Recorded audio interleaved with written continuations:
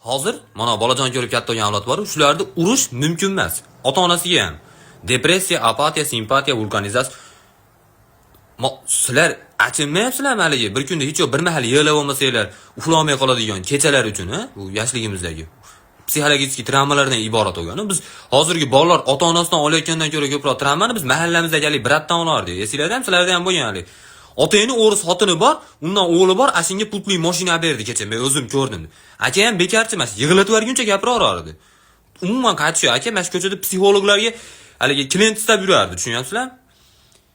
Hozir yo'q. Jiyanim kelsa, ayam "Chicha maktabga bormayman" desa, "Bo'pti, bormay qo'ying, o'g'lim. Aytib qo'yaman ustozga, og'riyapti" deb. O'rniga sen borasan deb. Men bitirganman maktab, men nima qilaman birinchi sinflarchi.